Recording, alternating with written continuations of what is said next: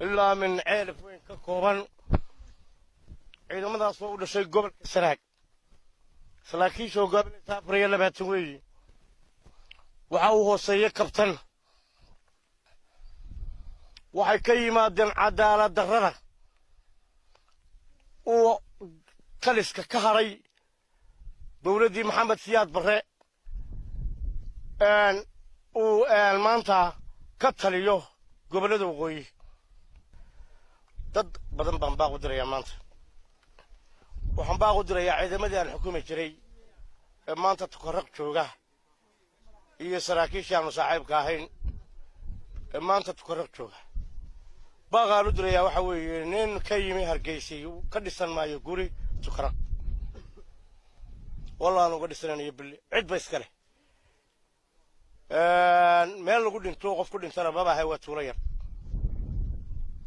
استراتيجيكالي ميليتري ahaan markaan ka waramana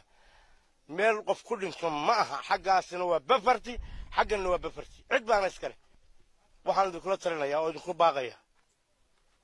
dulmigan ku jirtaan ka baxa u kaalaya ciidamadii qaranka badbaadinaya xukuumadda kuwa intaasna leeyahay saraakiil iyo askarba odayaasha madax dhaqameedada markii dalka maanta ma Hargeysa joogan ama Burco joogan ama Berbera ama Boorama ama Ceergaabo aqoonyahanka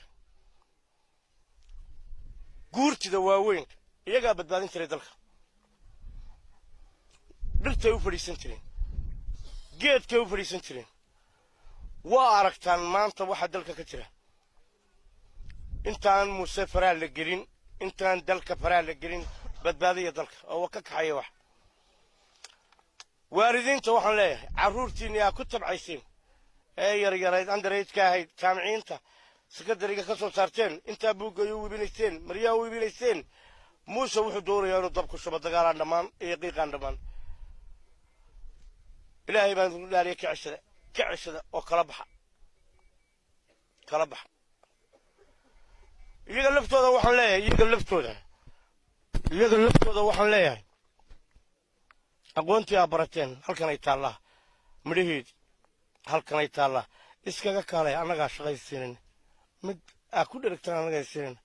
raggii loo diyaarinaya agaasimayaasha guud madaxwaaxeedada isuduwayaasha wariyayaasha fanaaniinta raggii loo diyaarinayay inay maanta dhibbo galaan oo la yidhaaho sidaa yeel aad iyo aad bay u liidataa waanu ka murugoonaynaa caruurteedii weeye in laga hor keeno qiiq maanta dagaal aan dhammaan ku jiro ilaaha khaaliqa basharka ama ku dhaartay aad bay xunta kuwa gudaha iyo kuwa dibadda joogaba dhammaan hala diyaar garoobo